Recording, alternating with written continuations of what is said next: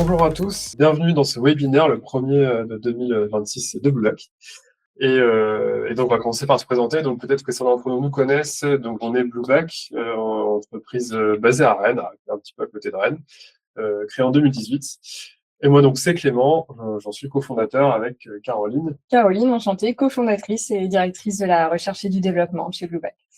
Donc, depuis 2018, on a créé des technologies, notamment une technologie en particulier qui est juste derrière, qui s'appelle la Deep EMG. Donc, c'est une technologie qui permet de détecter les muscles profonds à partir de capteurs de surface.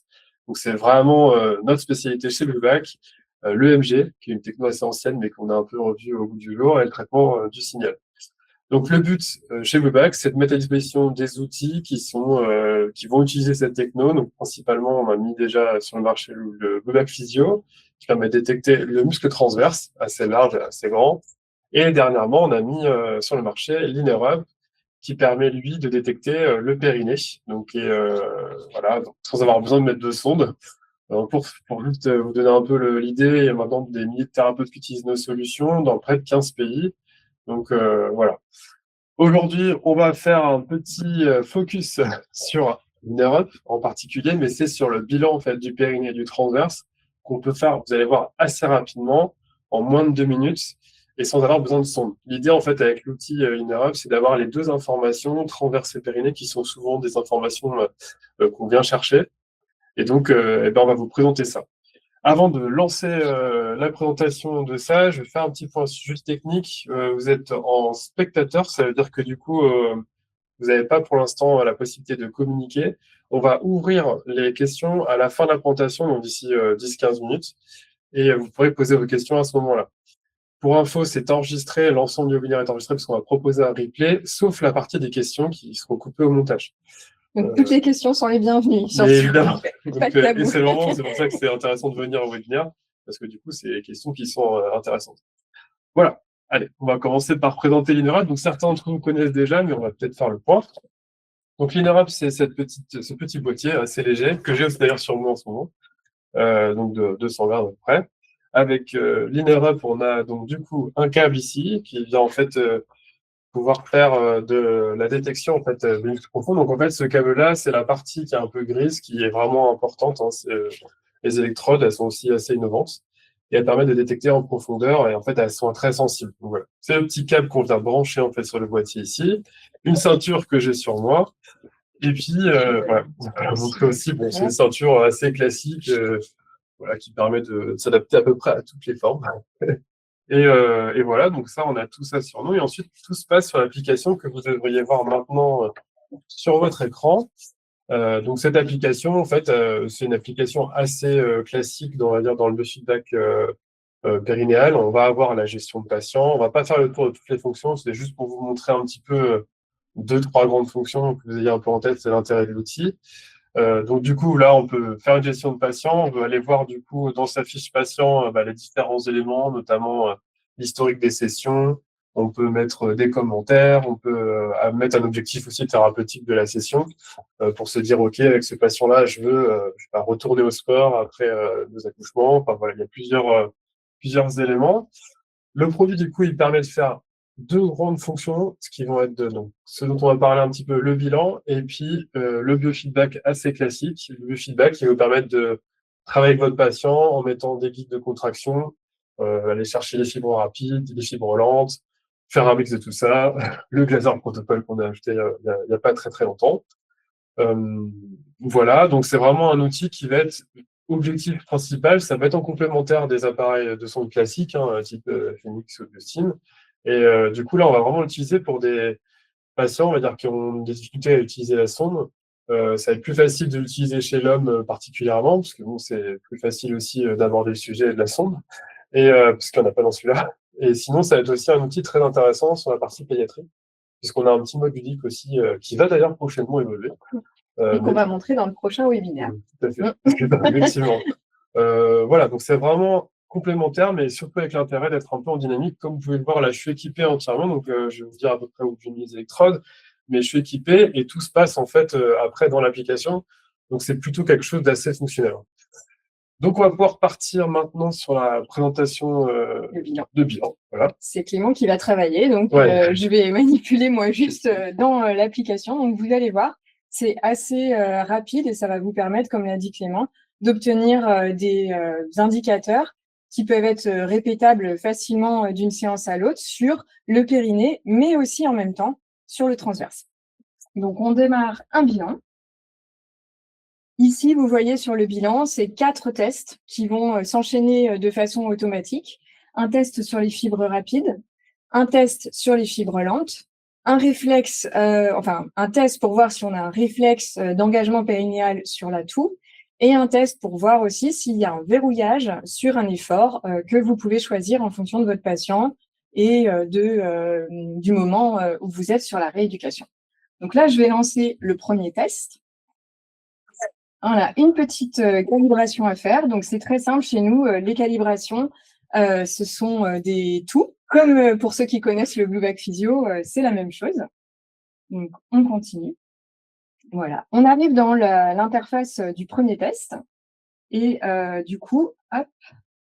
Là, l'idée, en fait, c'est de venir faire le maximum de contractions très rapides avec des relâchements rapides. Donc là, vous voyez, Clément est en train de faire des contractions de son périnée rapides et on relâche. Ici, on peut mettre, vous voyez la ligne que j'ai fait un petit peu bouger. En fait, c'est la ligne sur laquelle on va compter une contraction ou pas. Et donc, on a un compteur automatique pendant le test qui vient nous dire combien il y a eu de contractions d'effectuées. Donc, si le test a été réalisé correctement, vous voyez, c'est pendant 30 secondes. Donc, vous pouvez aussi avoir un patient qui va finalement en enchaîner 3-4 et ensuite va être fatigué. C'est pas grave, mais du coup, vous avez 30 secondes pour proposer au patient d'en faire un maximum. On peut valider et sauvegarder ce premier test, où là, il y a eu 9 contractions rapides d'effectuer. Une petite note de 3 étoiles sur 5, pas mal du tout. Du coup, on continue avec le deuxième test, c'est les fibres lentes. Vous allez voir qu'on se retrouve dans la même interface. Et cette fois-ci, il va falloir que Clément tienne le plus longtemps possible au-dessus de ma ligne. Donc là, 2 choses. Déjà, on va baisser un petit peu la ligne objectif parce qu'en général, quand on mesure une endurance, on cherche un verrouillage de protection, mais pas forcément des contractions très fortes. Et puis, je ne sais pas si vous avez vu depuis le début, mais il y a une petite jauge à droite en bleu. Cette jauge-là, en fait, elle vous donne l'information si, pendant la contraction périnéale que vous voyez sur le biofeedback, eh bien, le transverse de Clément se contracte en synergie ou pas. Donc, c'est aussi une information que vous pouvez avoir sur tous les tests du bilan. Tout à l'heure, je vous l'avais pas montré parce qu'on était concentré sur le comptage des contractions rapides. Mais en fait, là, à chaque fois, vous allez voir si, est-ce que quand je fais des fibres rapides, j'ai de la synergie avec du transverse à chaque fois? Est-ce que quand le patient fait plutôt des fibres lentes et de l'endurance, il va avoir de la synergie transverse? Donc, vous avez toujours cette information. Donc ici, Clément a tenu 9 secondes, donc quasiment le max. On donne 5 étoiles quand on est à 10 secondes, parce que sur une contraction périnéale, voilà, c'est les classiques. Alors, le troisième test, c'est le réflexe à la toux. Ici, le patient ne va pas regarder le biofeedback. Le biofeedback vous est réservé à vous. Et donc, je vais demander à Clément d'effectuer une toux. Voilà. Très bel engagement périnéal, mais si vous avez vu, peut-être un petit peu retardé par rapport au moment de la toux. On a vu aussi qu'on avait du transverse qui était venu en même temps. Et du coup, alors quand vous êtes bon sur le test à la toux, on peut arrêter le test. Et alors là, il y a quelque chose qui est intéressant, parce que vous avez vu, Clément a quand même fait quelques contractions périnéales avant et après, parce que peut-être qu'aussi votre patient vous parle ou fait des choses. Donc là, pas de panique.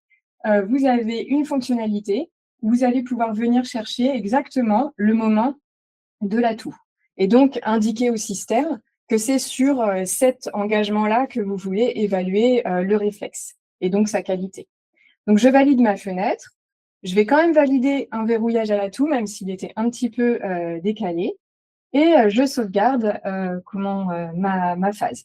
Donc ici, sur la phase 3, on a bien un réflexe qui est présent. Et vous voyez, en dessous, j'ai un petit indicateur qui indique délai 0,5 secondes. Ici, en fait, ça va être le délai entre l'engagement du périnée sur la toux et l'engagement du transverse. Donc là, on avait quand même une demi-seconde de décalage entre les deux structures musculaires sur la toux qu'on a évaluée. Et ensuite, on a un verrouillage à l'effort. Donc ici, je vais vous montrer. Pareil, ici, on va vraiment être sur un test de réflexe. Donc l'objectif, c'est que le patient ne regarde pas le biofeedback et le biofeedback vous sert de vous à évaluer justement la qualité de l'engagement et son timing par rapport à l'effort qui va être demandé. On a différentes situations qui sont dynamiques que vous pouvez tester en fonction, justement, ce qu'on disait tout à l'heure de votre patient, de ce pourquoi il vient vous voir et peut-être des situations compliquées. Donc, situations dans lesquelles il peut avoir des futurs urinaires, par exemple, voilà, là où les symptômes finalement se font voir et peut-être le moment où vous voulez travailler. Donc voilà, on peut faire des fentes, une simple marche debout. On peut aller faire des exercices beaucoup plus engageants, hein, si c'est sur des efforts, par exemple à la traction. Donc, je ne sais pas ce que tu souhaites faire comme test. Donc on a dit que je ferai le lever de charge. Tu feras le lever de charge.